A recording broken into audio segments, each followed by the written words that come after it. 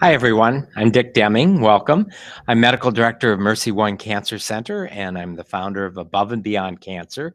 Welcome to our weekly cancer education series. Tonight, my guest for our conversation is Ann Deaton. Welcome, Ann. Thank you for having me tonight. It's great to have you. And Ann and I know each other. We've collaborated together on some patients. Ann's a physical therapist. She got her undergraduate degree at Iowa State and then her doctor of physical therapy at the University of Iowa. So kind of a combination Cy-Hawk going on there. And after she was a physical therapist, she went to Colorado and went to the Physiology Oncology Rehabilitation Institute and got certification in physical therapy in the care of cancer patients. That's correct. And right now she's the senior physical therapist at Rock Valley Physical Therapy in Ankeny. That's correct. So welcome. Thank you very much. So what was your first major when you went to college at Iowa State? Oh, goodness. Well, when I first went to Iowa State, I actually started out in architecture. Okay. Started for 2.5 years and was sitting in an art history class and said, I don't think I can do this. I need to not be behind a desk and I need to be with people. So I left that and I went straight to my advisor and said, I need to change my major. And I went into athletic training and pre-physical therapy, which obviously took me a little more time to finish my undergrad degree. But did you have an athletic background? Did you compete in sports in high school or college? I did. Not in college, but I was a gymnast all growing up. So yes, I had an athletic background. And so you had lots of athletic trainers working on you, probably, or not a lot? But injuries, but not necessarily trainers working on me at that time. No. Okay. And so you switched your major, and then you got a major in athletic training and physical education. Okay. Yep. And then did you work or did you go right on to physical therapy school? So then I took some time because we moved to Southeast Iowa, and I was working at Henry County Hospital in their physical therapy department for about 18 months. Gotcha. Like as a physical therapy assistant? Yep. And got a lot of experience there. And then we moved to Muscatine from there. And I was working in the Quad City area, again, as a tech, and then applied to PT school while I was there, and got into the University of Iowa at that point. And what does physical therapy school consist of? So nowadays, so I think back, I graduated from high school 50 years ago. The people I knew that went into physical therapy, it sort of was part of a continuation of college. And it seems now it's like a professional program where you get a college degree in something else first and then go on to get your doctors in physical therapy. So you can major in a lot of different things as part of your undergrad. And as long as you have the prerequisites going into PT school, there are some people with math majors and they can go into PT school as long as you have all of the prerequisites leading up to it. But most of your individuals going into PT school will have an exercise science, a kinesiology, a biology type of background leading into PT school. And then how long was PT school? PT school is 2.5 years, and most of the programs now are about 2.5 years. So there might be a few that are 3 years, but most of them are about 2.5 years. And the first year or so classroom and the second half in the clinics, or do you start in the clinics right away? There is a combination of clinic and classroom, and for most of the programs, it is classroom for about 2 years, but you have interspersed in there clinical opportunities. So you might have 4 weeks and then some 2-weekers. And then at the end of all of your didactic work, you're going to have about 6 months of complete internship time. And was that 6 months all at the University Health Center, or did you go out to some other communities? That 6 months time is usually divided up into 3 different blocks, and it offers an opportunity to students to get different experiences. And most universities will require those students to have experiences maybe in orthopedics, a neuro experience, and then maybe another area of their choice. So it gives them an opportunity to go into specialty areas of interest that they might want to pursue once they get out of school. When you graduated, what was your first job after school? Right after school, I worked in Muscatine, and I was in an outpatient ortho clinic. And that's pretty much where I stayed. I was in Muscatine then for another 6 years before we moved here to the Ankeny area. But I was in the outpatient ortho setting pretty much up until 2018, when I started to go and had that interest with the oncology. Oncology. So tell me about that. I'm interested in the certification that you did in Colorado, but before that, what was your experience that led you to want to go to Colorado to get some additional training, specifically in physical therapy for oncology patients? So in 2017, I was diagnosed with breast cancer. And so because of that experience and going through my journey with breast cancer, I saw the need for more people being able to be treated through physical therapy. And I didn't personally have physical therapy because of my personal journey through cancer treatments, but I certainly feel like I could have benefited from it.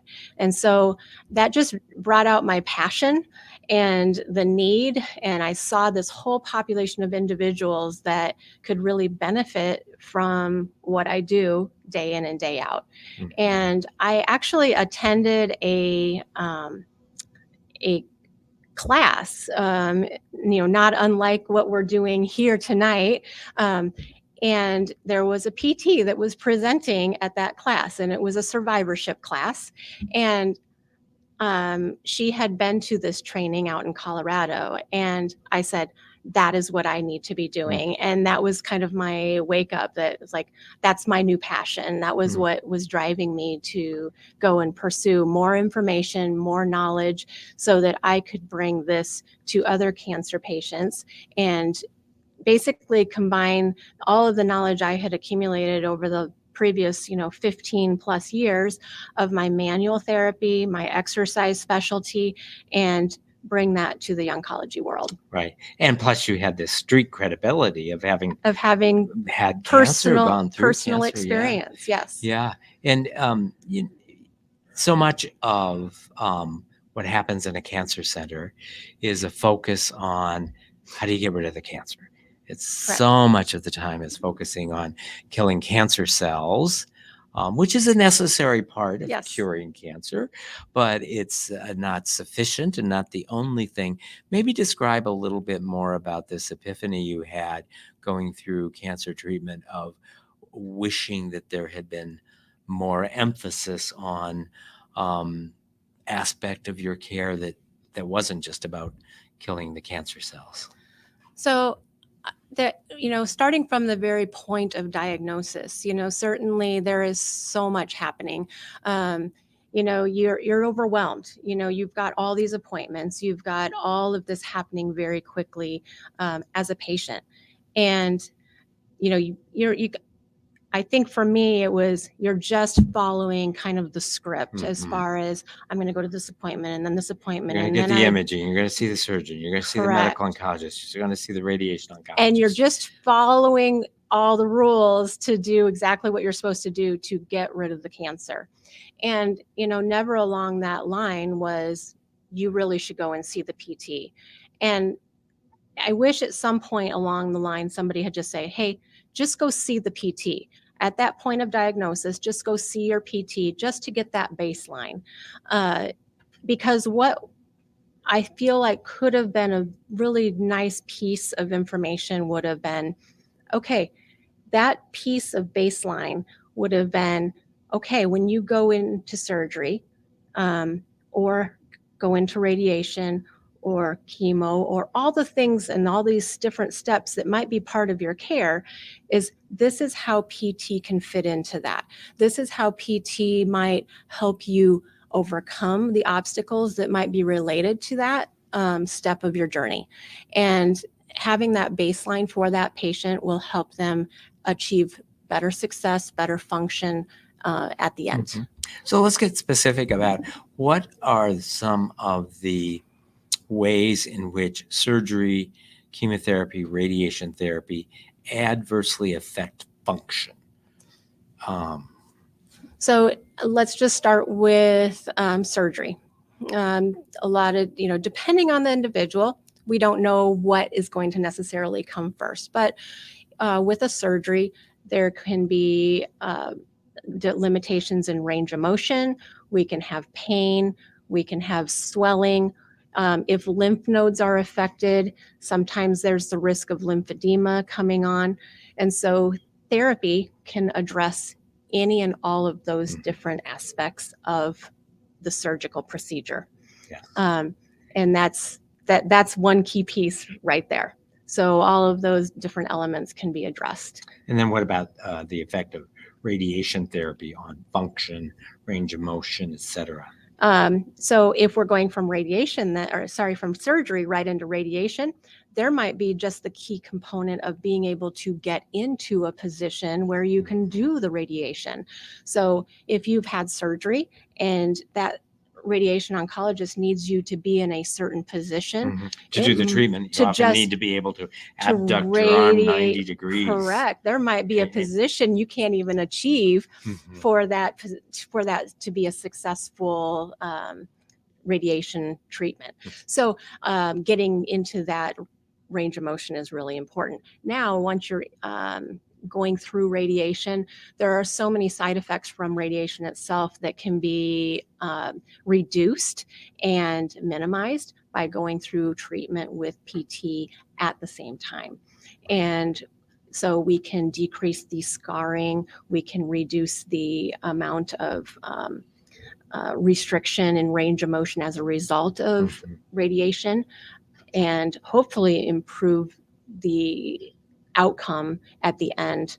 And if there's been surgery before the radiation, sometimes we can improve the outcome after, because we've been keeping the mobility of that tissue throughout the radiation process. Right, right. Because with radiation, as you know, when you're getting the radiation, it's often an inflammatory, but the delayed effects of radiation, a month, 6 months, a year, 2 years later, is more of a stiffening and a fibrosis, a sort of a stiffening of the tissue. And cording is another thing that sometimes will result as a result of, it can come on as a result of radiation, sometimes as a result of the surgery itself. If the lymph nodes are affected, sometimes that brings on some cording as well.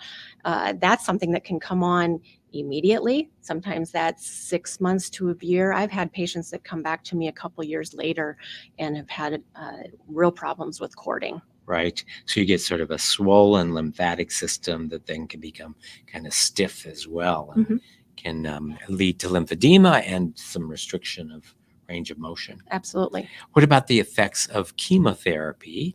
And again, we're talking about breast cancer and some of the ways that the chemotherapy can adversely affect function. So chemotherapy, there's a couple of different things that PTs can look at chemotherapy. So we can look at it from an exercise and chemotoxicity perspective, or we can even look at it from a neuropathy perspective. And depending on the drugs that are used in chemotherapy, we are looking for different types of symptoms. So I was trained in a course, it's called chemotoxicity, and we are in that class, we talked about how we are evaluating these individuals as they are coming back from chemotherapy. There's a lot of drugs out there that are very, very cardiotoxic and can affect people's ability to recover and have stamina, have endurance, be able to, walk into the grocery store and have basic function. And they have done research at the Pori Institute where I did my training. and have established new norms for the cancer patients specifically. So there are norms out there for endurance and cardiac capacity for athletes and for heart patients. Those norms do not transfer over to a patient who has gone through chemotherapy. They're not realistic. And so the Pori Institute has done norms that are specific and graded for those patients that have gone through chemotherapy. And then you can create new goals and keep people within a cardiac range that's safe for them to exercise as they're coming back from, a treatment, and get them back to more normal function. If they were a swimmer, a biker, a runner, they're trying to recover and get back, and they're like, why can I not do that? Well, here's why. And we're going to help teach you how to get back to this function. And hence also you talked about the importance of establishing a baseline. So maybe before you start getting any of the cancer treatment, right, having an understanding of what is your baseline. What does that look like? And if you've already gone through chemotherapy, the damage is already done to your body and to the heart muscle, and we can't establish what that looked like before. So that's that prehab component that would be really nice to have for those individuals. And then the other piece is the neuropathy that comes on because of the chemotherapy, and affects so many individuals, and it can be so frustrating and so debilitating. Some people it's just the hands, some people it's just the feet. And while a lot of times we can't make that numbness and that tingling and that decreased sensation go away completely, there's a lot of things that we can do to help minimize the effects of it and minimize the effects of balance and falls. And it's all about retraining how our body is perceiving the ground.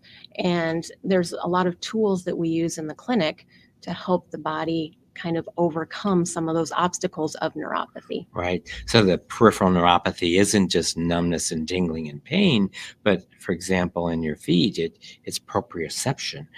Your body being able to sense through contact with the hard surface, the floor, where are you in space? Yes. And as those nerves are affected, your understanding of your balance and your proprioception, your position in space becomes altered Yes. in a way that can affect your walking, your running, your just even standing. Correct. Yeah. Let's talk a little bit about the training that you got at Pori, P-O-R-I.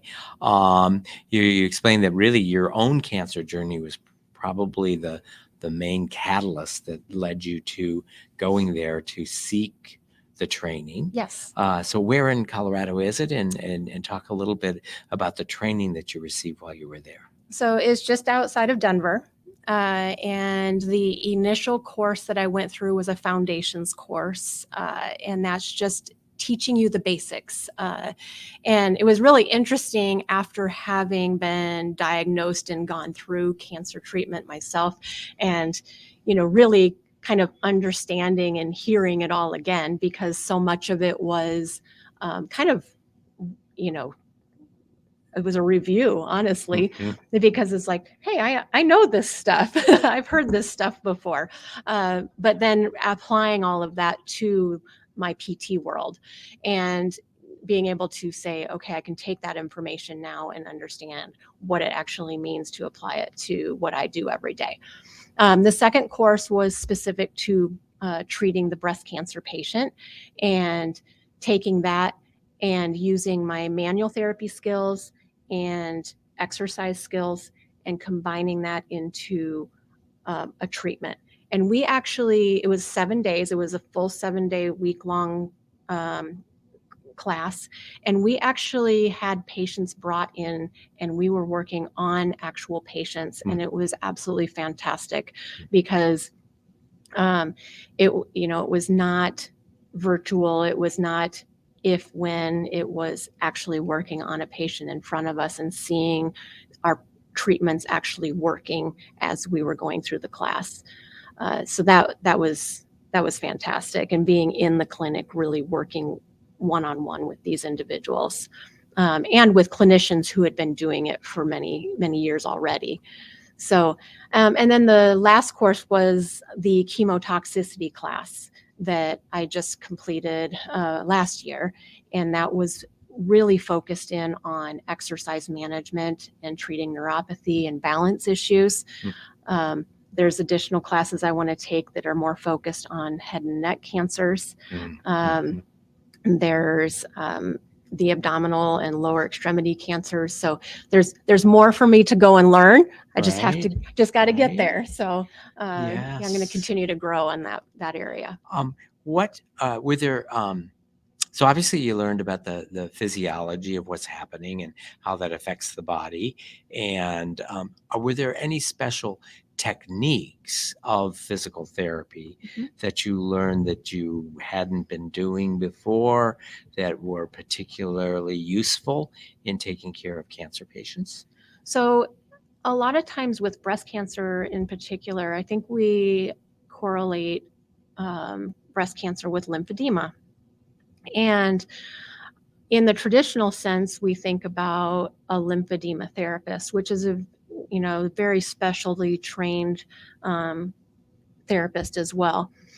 While I am not a lymphedema therapist, I was trained in a series of techniques that helps to address lymphedema and also to address range of motion and the scar tissue that's associated with cording and restrictions associated with the breast cancer surgeries that patients will have.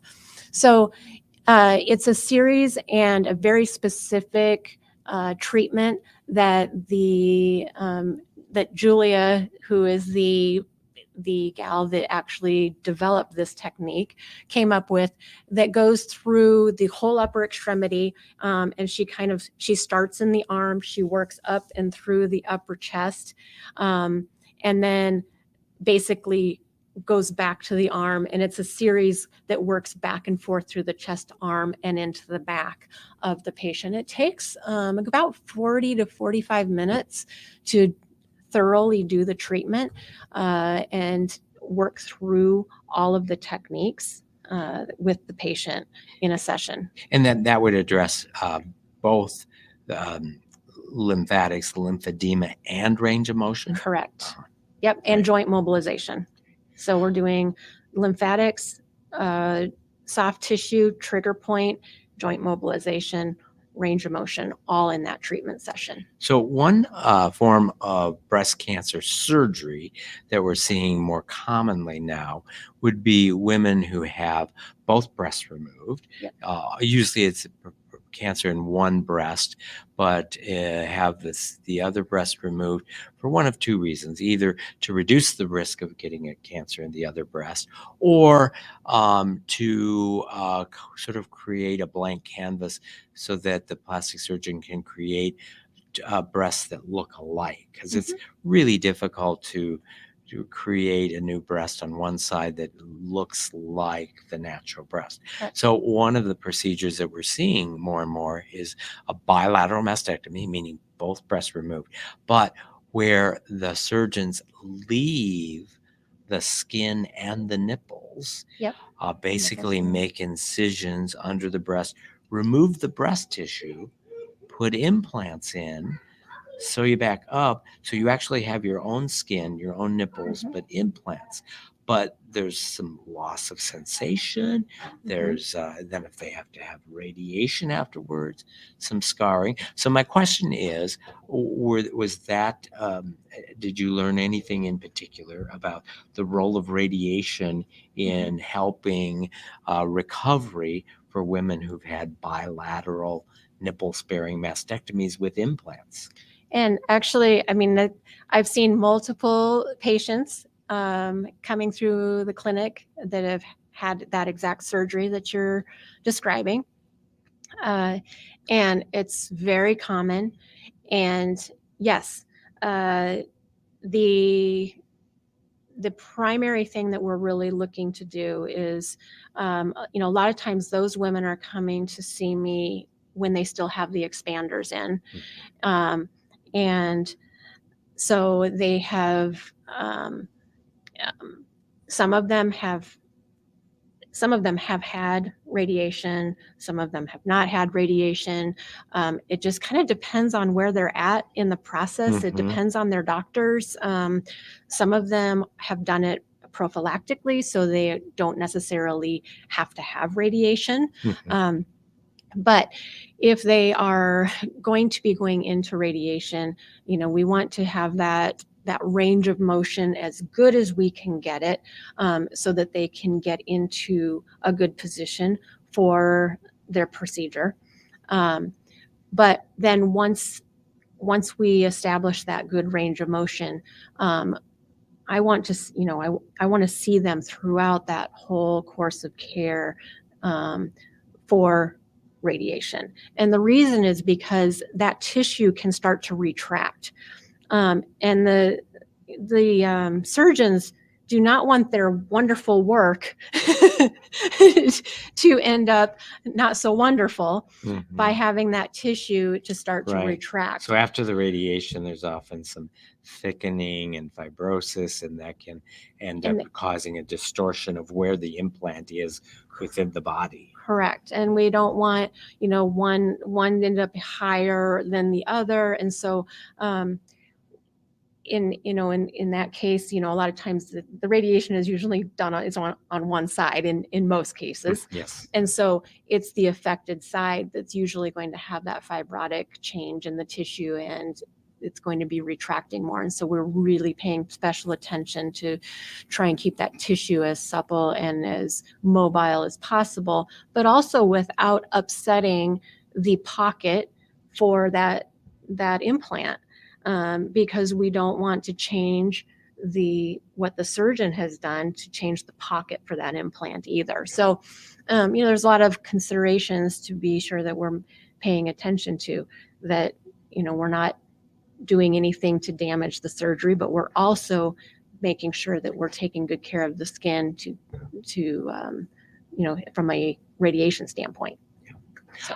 Back to your training, you mentioned that the part was specifically about breast cancer. What other cancers and what other anatomic sites did you study and work on when you were at PORI getting your oncology certification?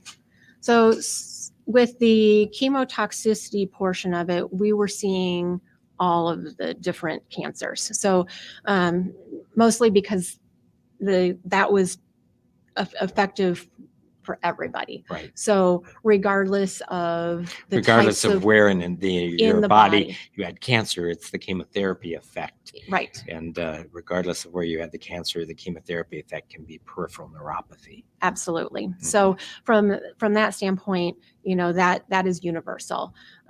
So we could be treating patients that had neck cancers, abdominal cancers, bone cancers. It didn't really matter. As far as the other coursework that I've done, it's been very specific and localized to the breast cancer. Okay. Yeah. One area that is a special area would be the pelvis. And so, for example, men or women getting radiation to the pelvis, and especially women with gynecologic cancers who may also have a hysterectomy and pelvic radiation, and then the fibrosis that can happen to the tissue that might include the vagina and the bladder and the rectum, and you can end up with lots of different potential side effects from the surgery and the radiation on top of it. Absolutely. And there's a whole subspecialty of pelvic floor of therapy. And actually, we have a therapist. Stacy actually is in my clinic, and she has presented at our support group that I actually have at Ankeny. And Stacy Koenigs is amazing with working with pelvic floor, and she's got some oncology experience as well with this with the pelvic floor and the oncology population, both male and female. Mm-hmm. So she has been one that I've referred to help me with those individuals as Good. well. Yeah, because I think that historically cancer doctors haven't done a really good job about even asking the sensitive questions about control of bladder and control of bowel movements and sexual function and difficulties with sexual function. And clearly, we need to take care of the whole patient, not just be concerned about killing the cancer cells and sort of saying, well, we kill the cancer cells, you're just going to have to deal with the consequences. It comes back to the quality of life. Yeah. And we've gotten really great at killing cancer cells, and we got to even look beyond that survivorship piece and that quality of life piece that comes after. So talk to me a little bit about, so you've gone through your cancer journey. You were so motivated to want to help others that you went and got specialized training, and now you're back at your, not that you ever left, but as the senior therapist at Rock Valley Physical Therapy. How has your cancer journey and your education at Pori changed the way that you practice physical therapy at Rock Valley and Ankeny? That's a really good question. I would say that it has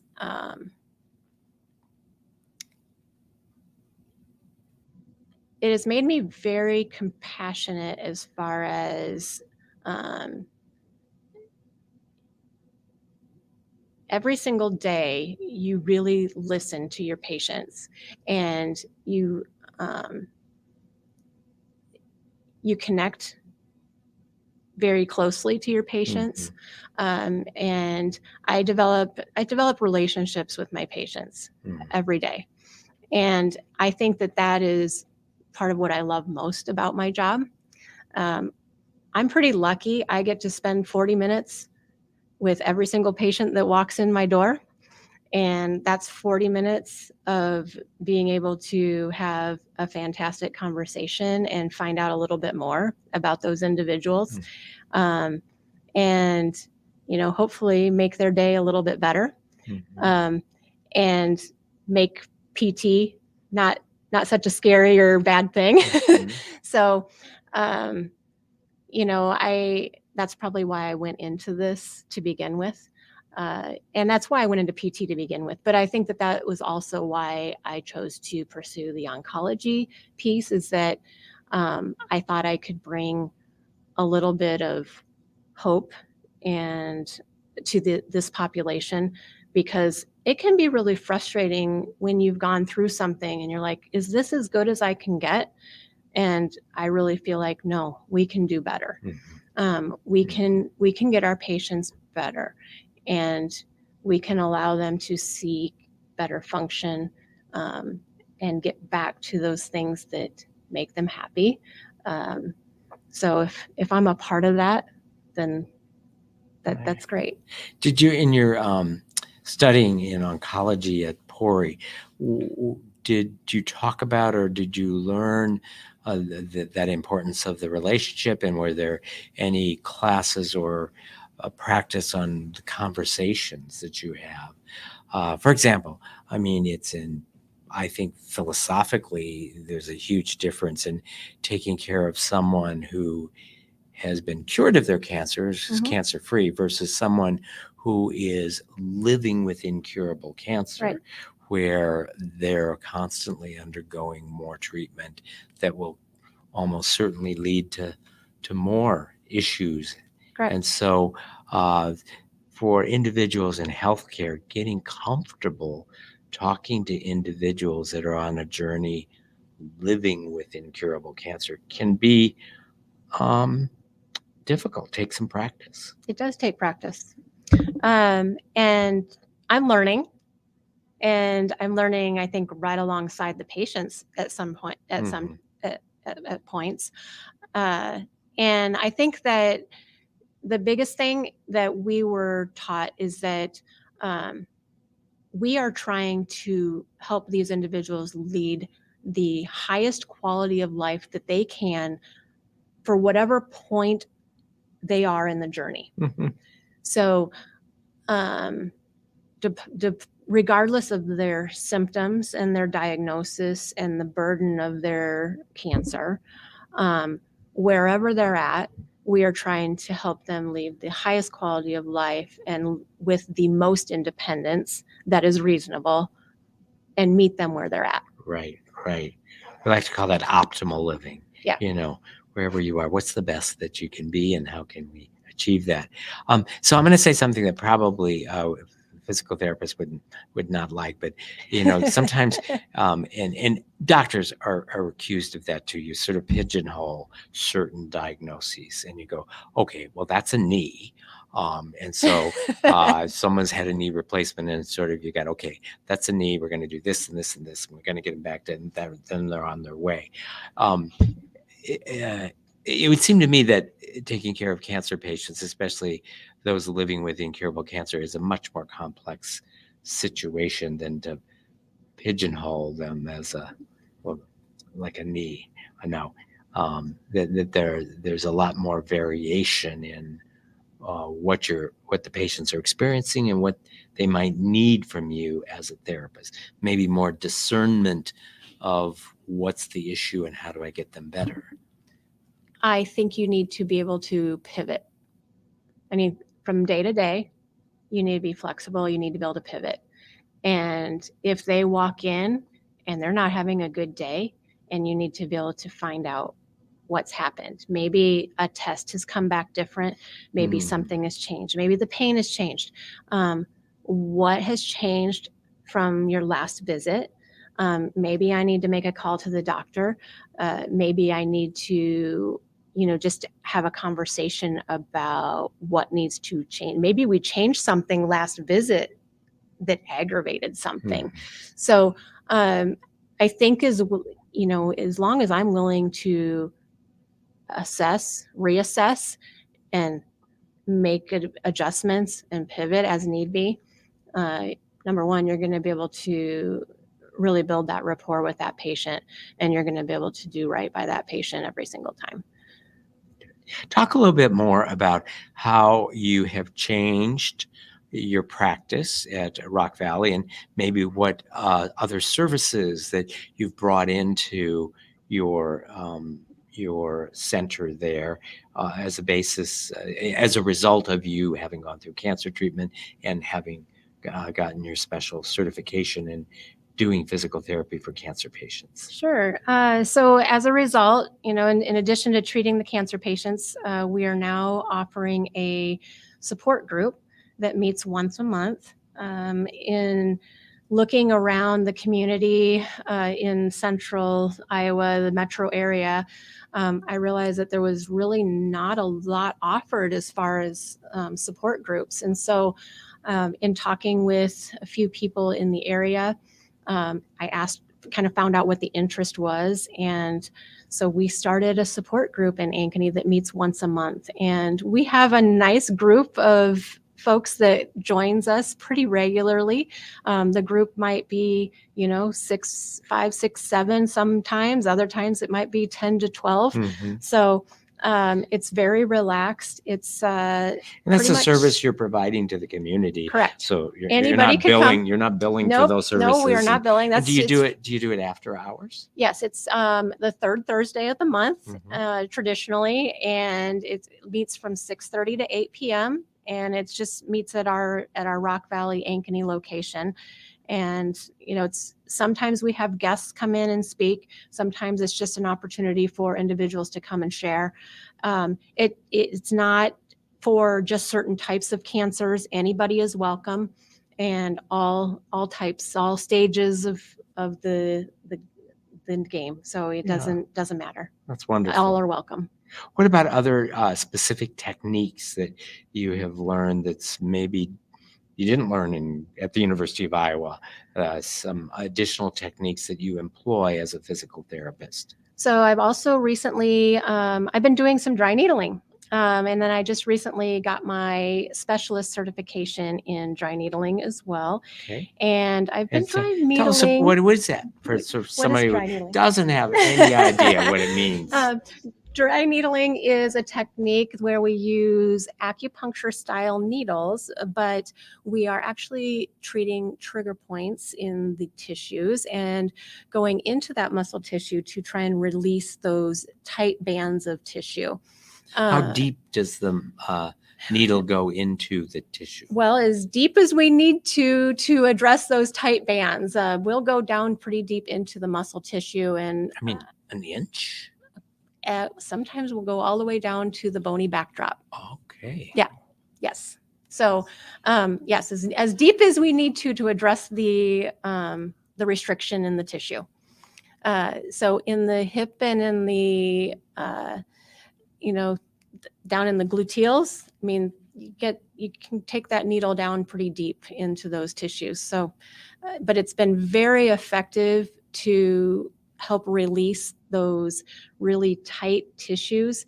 I've used it in my cancer patients, and those tight restricted bands, and we've been able to do that very safely without any cause for concern. And if there are individuals that I've been a little bit more concerned about, I have called and contacted the doctor to make sure that there's not any reason to, just to get that clearance and make sure there's not any reason for concern on those individuals. And so you mentioned the glutes. That's the buttock muscles or big muscles. Yep. What other anatomic sites do you think are ideally suited for dry needling? Well, I am certified to treat pretty much head to toe. So anything is a go as far as that is concerned. Okay. But individuals, tennis elbow, band, headaches, low back pain, Okay. sciatic Okay. nerve, leg pain, foot pain. Have you used it elbow, wrist, in hand. addressing peripheral neuropathy? And actually, it's interesting you should ask that, because I have used this with foot pain and with neuropathy in the feet. And I had a patient who felt like it made a difference. I have not been able to locate any research that has been really definitive on the effects of dry needling with peripheral neuropathy. That's, it's in stage of where more research needs to be conducted. But if patients are giving me good feedback with peripheral neuropathy, and then I will do it. So yes, I have used it on feet with individuals that have been complaining of neuropathy and have had some positive outcomes. Now, it is temporary. Their neuropathy has come back, but then we'll retreat the area, and they might get a week or a little bit more, or 2 weeks of relief, and that week or two of relief is meaningful for those individuals. Any other techniques that you have brought into your clinic that were techniques you didn't learn in school, but techniques that you've learned after you graduated? Well, those are probably the big ones. Okay. I mean, the dry needling is pretty significant. So I don't know if you do these, but you hear about techniques, cupping, you hear about other electrical sort of gizmos and gadgets. I do electric stim with the dry needling as Okay. well. I do that in conjunction. I do some cupping. I do some gua sha techniques, which is a soft tissue technique using tools. Okay. And that has another technique that has been effective for treating some neuropathy as well. I've had a few patients that I've used that with on their feet, and they have gotten some good results with that. Again, it's temporary, but it has helped as far as just improving that blood flow to the area and improving that sensory on the bottom of the feet. And then we usually follow that up with some balance training and things like that. But the gua sha has been pretty effective as well. I'm always sensitive to what we call nowadays financial toxicity, that patients, even with good insurance, often have copays and deductibles and go through a cancer journey. And even with good experience, good insurance, you may end up with $10,000 of out of pocket, Yep. even with good insurance. My understanding is most of the techniques you've described in physical therapy are covered by Medicare and other insurers. Yes. Dry needling has a small charge. If you are doing therapy with Rock Valley, there is a small charge to cover our supplies. Okay. But if it's in conjunction with a therapy session, it's a nominal charge. But yes, everything else that I have talked about it would be covered by your insurance.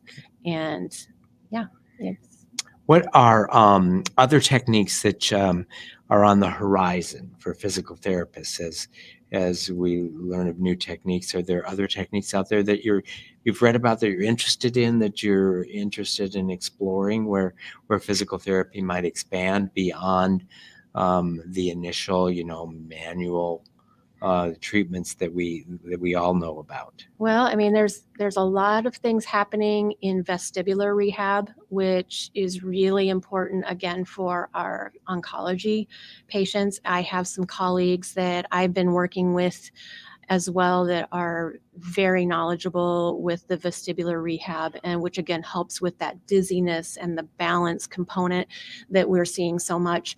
And that is a growing area. So I've been working with a couple of our PTs on that area. There's BFR, which is blood flow restriction, Okay. which is kind of a new area that has blossomed in the physical therapy world, that we have some of our therapists in Rock Valley that are taking off with. That is a new exercise specialty area, kind of a buzzword right now. And How about aqua therapy? And- Physical therapists getting in pools or working with patients yes, in in the water. pools or underwater treadmills and pools. And we have a therapist that does do some aquatic therapy for us. She's located in West Des Moines and has had some great success with doing that. We don't have an underwater treadmill at our location, but yes, we do have the aquatic therapy as well. Okay, good. So we've got about 10 minutes left. So let's turn it over to our live studio audience for questions. And those of you that are watching us live streaming right now, if you could put your questions into the chat box and we'll get to those. So let's turn it over to our audience here. Here we go. We have a question over here.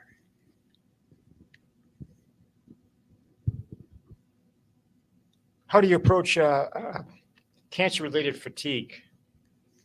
Cancer-related Physical therapy. Cancer-related fatigue is something that all the patients I've worked with have struggled with. And it is something that we have to kind of build up with. It's, I look at that, I kind of get a baseline through the exercise program that I use. And we talk about some of the things that you're having trouble with, like what sometimes it can have to do with your sleep patterns. It can have to do with like your daily activities. What are you, when are you noticing it most? And trying to build an exercise program to try and combat that. But I have not met a cancer patient yet who hasn't had some sort of cancer-related fatigue. So, but everybody is a little bit different. And so I don't have a canned response that really will be able to say, this is how I deal with it, because everybody's cancer-related fatigue is a little bit different. And so I really have to be very specific with each individual. And your baseline, is it a machine? It is not a machine. The question was, is my baseline a machine? No, when I'm doing a baseline on somebody, I'm looking at their quality of life. We do a quality of life measure. We're doing a functional outcome measure. We're looking at range of motion and strength. We're looking at balance. Depending on the individual, we might be also looking at their cardiovascular strength as well. And how good a job are oncologists doing at prescribing physical therapy? How are the people getting to you? Should they be asking for it? Is it being offered? What do they do? So they're going to hear this and like, how do I get to see her? That's a great question. I think that sometimes that's a missed component because we are busy treating the cancer right away. So I think it's really important that maybe the patient ask about physical therapy and be asking their provider, hey, is it okay if I get into a physical therapist and see about getting about baseline, see about where I'm at and how can PT be helpful in getting me through these next 3, 6, 12 months that I'm going to be doing surgery, radiation, and chemotherapy. That being said, in Iowa, physical therapy is a direct access state. So if you have commercial insurance, you can go to a physical therapist without a referral from your provider. But make sure that you are seeing a provider that is specializing in oncology rehab. That is really important, that you're not just going to any therapist, that you are going to a specialist that somebody that actually knows about oncology rehab. But talk to your provider. If you are seeing somebody, if you are having surgery, if you are going through radiation, if you are having chemotherapy, I think it's still important to involve those providers and let them know, hey, I am going to go see a PT because I want to make sure I have a baseline. I want to make sure that I have all the tools in my tool chest to be successful and get onto the other side of this the best I can. That's a great question. Thanks. Hello, Anne. Thank you for the handouts, by the way. It's really easy to go through the handouts as you did your presentation tonight. Thank you for coming tonight. My question is something that we were talking about here for the last 3 minutes is baseline, right? Mm-hmm. So if I had cancer, for instance, and I had my chemotherapy and my operations and things, but I missed that first step in baseline, how do you catch up with that baseline? So a lot of the patients that I'm seeing haven't had that baseline. And so that's not a problem. That's not a problem at all. So I'm going to start with wherever you're at. And I'm going to take a look at what your goals are. So what are the things that you're struggling with? What are where are the problem points? And we're going to build a program based on that. And we don't necessarily need to know what your baseline was in order to be successful in a PT program, but you can also tell me, hey, I was doing X, Y, and Z. It's not necessarily an objective measure, but it's going to tell me a lot about, okay, this is what I used to be able to do, and here's where I would like to be, and we'll try and create a plan to get you back to that point or as close to that point as we can. We've got time for one more question. Here we go.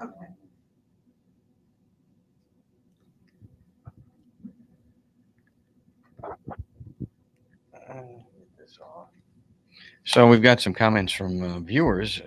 One's a 4-star review. I think 4 out of 4 stars for Ann Deaton. Angelina says she appreciates the physical therapy as a therapist that she sees twice a week. Her question also is, do you work in aftercare physical therapy on cancer-free patients also?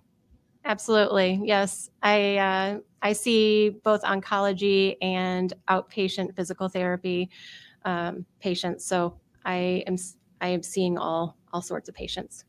And there's no problem with the insurance coverage on that, whether or not you've had cancer. Yeah. Correct. Okay. Nope. Great.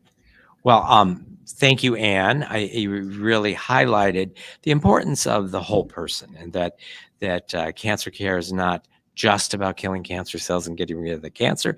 It's about taking care of patients and their families and achieving the best possible function. And thanks for highlighting the role that physical therapy can play in bringing people to their highest level of function. Thank you. Thank you for having me here. I really enjoyed it. And thanks for using the wisdom you gained from your cancer journey to change the way you do your practice and to actually create a special place for patients who have gone through cancer treatment, are going through cancer treatment, to be able to receive not only the physical therapy you're providing, but this compassionate, relationship that is so important in healing. Well, thank you. I know that it's been important for me to be able to share that with others. Thanks so much. Thanks everybody for joining us this evening.